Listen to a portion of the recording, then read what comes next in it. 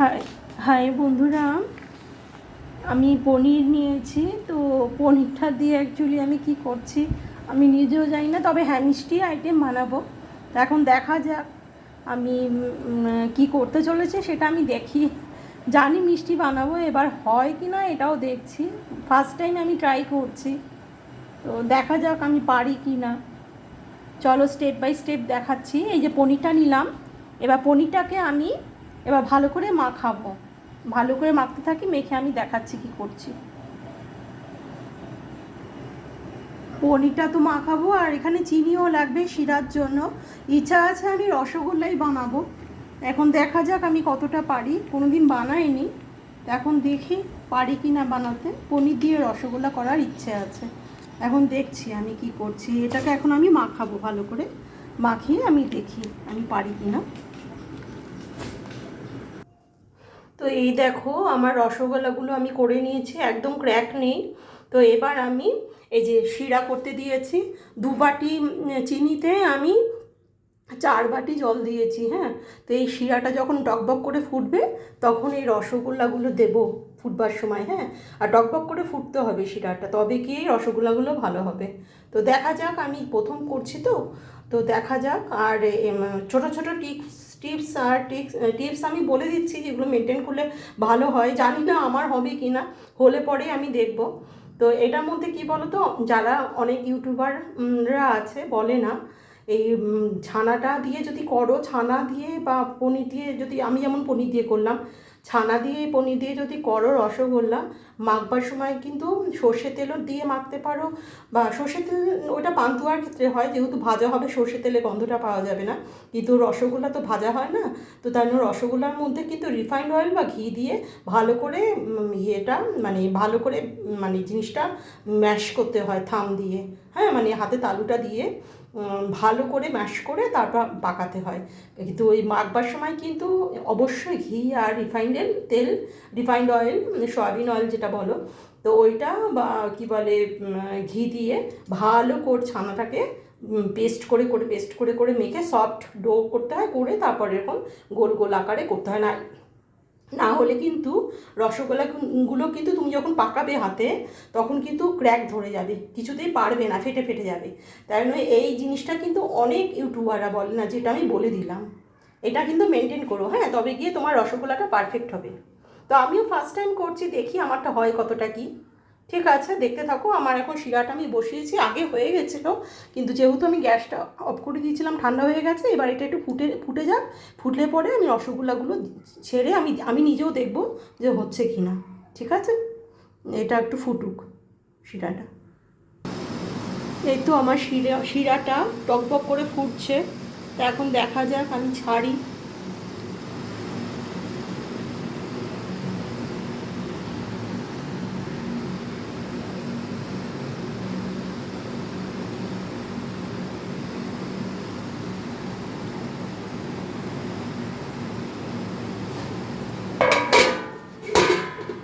এ তো আমি ছেড়ে দিলাম, আবার একটু ঢেকে দিলাম, তাহলে শিরা টেম্পারেচারটা মানে নেমে যাবে না, একই থাকবে। কারণ ফুটন্ত শিরার মধ্যে কিন্তু রসগোল্লাগুলো ফেলতে হয়। তবে গিয়ে কিন্তু রসগোল্লাগুলো ফাটবে না বা হয়ে যাবে না, ঠান্ডা করা যাবে না। ঠিক আছে, দেখতে থাকো। এ দেখো আমার রসগোল্লাগুলো কিন্তু কি সুন্দর ভেসে উঠেছে, হচ্ছে। এটা কিন্তু 10 মিনিট হবে। 10 মিনিট হওয়ার পর কিন্তু আমি অফ করে দেবো, নাহলে কিন্তু একদম শক্ত পঞ্চ হয়ে যাবে। ঠিক আছে, নামিয়ে আমি দেখাচ্ছি ফাইনালি।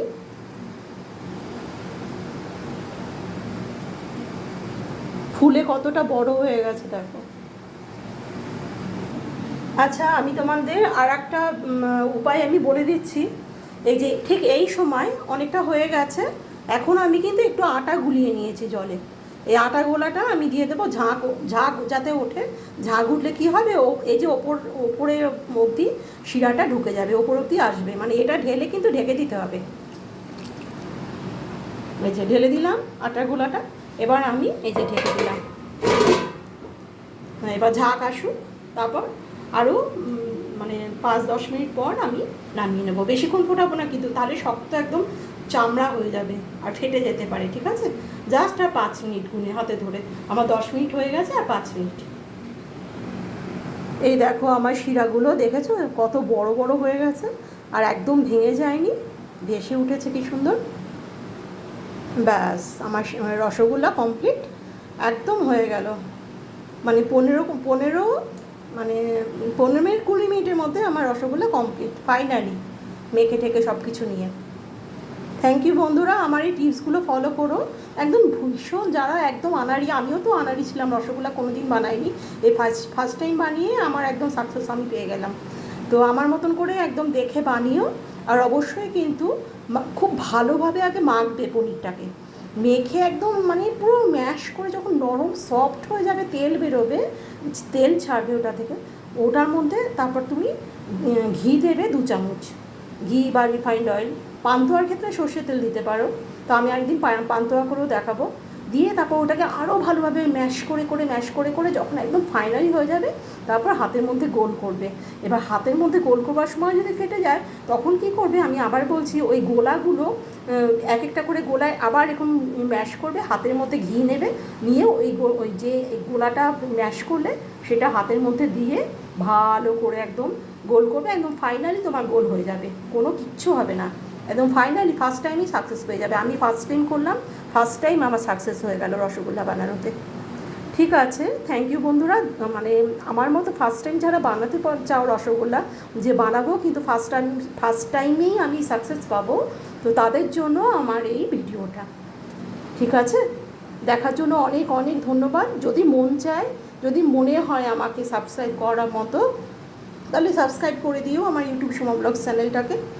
ঠিক আছে, থ্যাংক ইউ বন্ধুরা, তাহলে আমার এগোতে সুবিধা হবে, আমিও ফার্স্ট টাইম যেরকম সাকসেস পাবো আমার জিনিসগুলো অনেক মানে এই সমস্ত জিনিসগুলোর ক্ষেত্রে তোমরাও ফার্স্ট টাইম সাকসেস পেয়ে যাবে।